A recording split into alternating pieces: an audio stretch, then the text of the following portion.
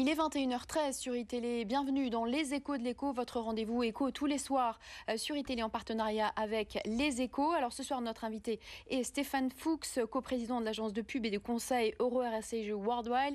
Il ne va pas tarder à arriver en direct. Mais avant de parler de son actualité, on va faire le point sur ce qui s'est passé aujourd'hui sur le plan économique et notamment sur le plan automobile. Ce n'était pas vraiment une surprise, mais cette fois, la décision est bien prise. General Motors va bien vendre 55% de ses filiales européennes Opel et Vauxhall à un consortium russo-canadien, Sberbank Magna. Angela Merkel pousse un ouf de soulagement. L'Allemagne craignait des fermetures d'usines et de massives suppressions d'emplois si General Motors restait si Opel restait dans le giron de General Motors. Alors bonsoir Nicolas. Au-delà de l'aspect purement politique, est-ce qu'elle a raison de souffler, Angela Merkel? Est-ce qu'on peut dire qu'il y a vraiment des emplois qui vont être sauvés grâce à cette opération? Oui, tout à fait. C'est plusieurs dizaines de milliers d'emplois, effectivement, en Allemagne, mais aussi ailleurs en Europe, puisque Opel est présent dans plusieurs pays européens. Ce qui est intéressant dans cette histoire, c'est que la crise automobile rebat vraiment les cartes. Et on voit arriver avec Magna, qui est un équipementier automobile, qui n'a aucune expérience dans l'assemblage, qui s'est allié à un constructeur russe et à une banque russe. On voit arriver des outsiders. Ça aurait été inimaginable il y a quelques années. Et on voit arriver des outsiders dans cette crise. Et d'ailleurs, il y en a d'autres. Il y en a en Inde, il y en a en Chine qui émergent. Donc on voit que c'est une crise qui transforme l'industrie automobile. Ça a des conséquences très lourdes puisque ça signifie qu'en fait toutes les restructurations qu'on voit depuis un an vont se poursuivre. Elles se poursuivent de façon d'ailleurs très différente des deux côtés de l'Atlantique. Aux États-Unis, par exemple, ça a été extrêmement brutal avec la mise en faillite de General Motors, avec des fermetures d'usines. Donc les États-Unis ont pris acte de l'excès de capacité de production. En Europe, c'est beaucoup plus lent et du coup, c'est moins spectaculaire. Mais je voudrais juste signaler un chiffre. En France, par exemple, on a perdu 34 000 emplois dans la filière automobile depuis le début de l'année. Ça n'a pas fait les plus gros titres des journaux, puisque les constructeurs d'automobiles n'ont pas fermé d'usines comme on avait fermé Vilvoorde en Belgique il y a plus de 10 ans. Donc ça n'a pas été massif, mais 34 000 emplois tout de même. Pour donner une idée, les deux grandes usines automobiles de Flins, Renault en région parisienne et de Poissy, c'est 11 700 emplois. Rapidement, est-ce qu'on peut s'attendre du coup, vous en avez un peu parlé, mais à une vaste recomposition de tout le secteur automobile? Oui, en fait, ces restructurations massives vont continuer. On voit bien qu'il y a que la crise non seulement transforme l'industrie, mais qu'on arrive après un siècle de motorisation basée sur le moteur à explosion à d'autres technologies qui émergent. C'est très rare dans une industrie d'avoir une seule technologie qui dure aussi longtemps.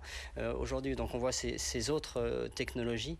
On voit aussi avec l'adoption de la taxe carbone en France qu'il y a un public pour ça, qu'il y a une demande pour modifier fondamentalement la manière dont l'industrie automobile fonctionne. Elle va devoir complètement se réinventer. Merci Nicolas Barré des Échos. Voilà pour l'actualité automobile ce jour. On parle aussi immobilier.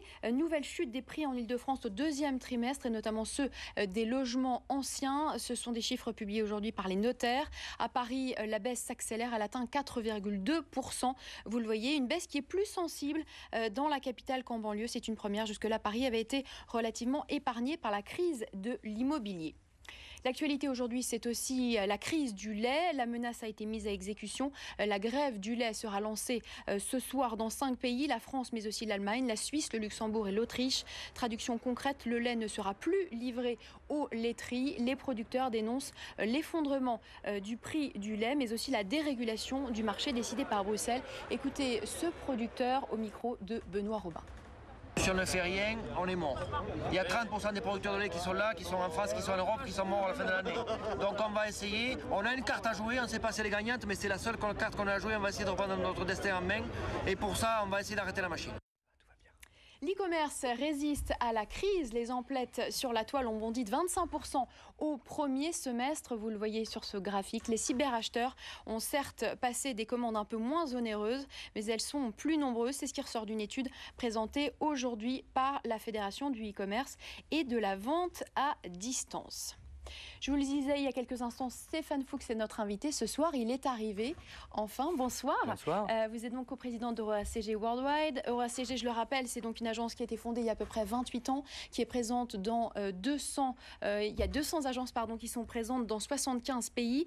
Alors, première question, on a dû vous la poser 150 fois, mais il faut parler de la crise. La crise, quel impact est-ce qu'elle a sur votre activité? Est-ce que du coup, vous en avez profité pour vous déployer davantage dans la communication de crise, dans la communication vers les grands patrons? Est-ce que finalement la crise a été une aubaine pour EuroACG? Non, la communication de crise ne connaît pas la crise. Pour autant, la communication de crise ne suffit pas à tirer tout le secteur. Et donc, ce secteur connaît les difficultés parce que la communication, elle reflète l'économie réelle. Elle est le reflet d'ailleurs de l'économie qui se développe en général. Elle accompagne les investissements, les lancements de nouveaux produits, les lancements de nouvelles marques. Et quand la situation est difficile, les entreprises hésitent sur leurs investissements et donc ça se traduit par un recul sur les investissements en communication. Ce qui est nouveau, c'est que la communication a mieux résisté cette fois-ci que lors des crises précédentes.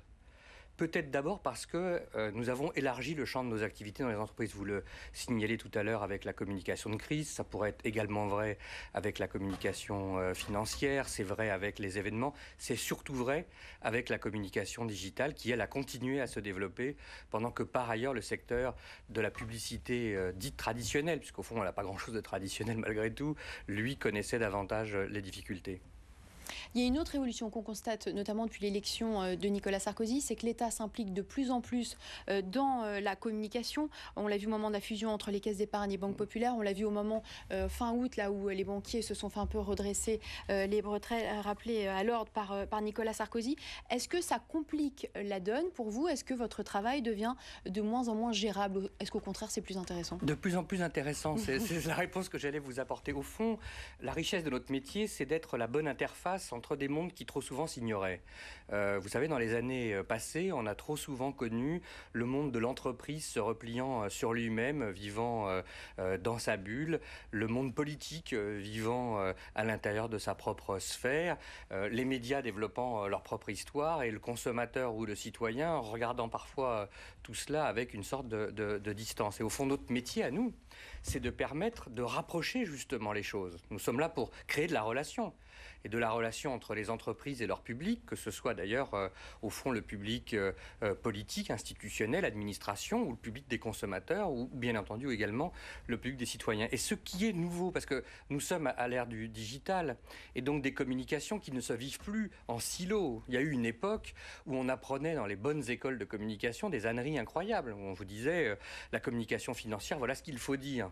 Et puis alors, on va avoir un autre message totalement différent qui va être la communication interne. Alors, aucun rapport.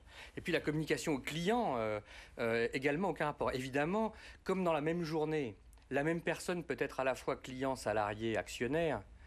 Tout ce monde qui était un monde cloisonné, avec en plus l'explosion du digital, de toutes les informations qu'on reçoit, a volé en éclats. Et du coup, ce qui est nouveau, c'est que les agences deviennent responsables, on pourrait dire coordinateurs de la cohérence de la communication de leurs clients.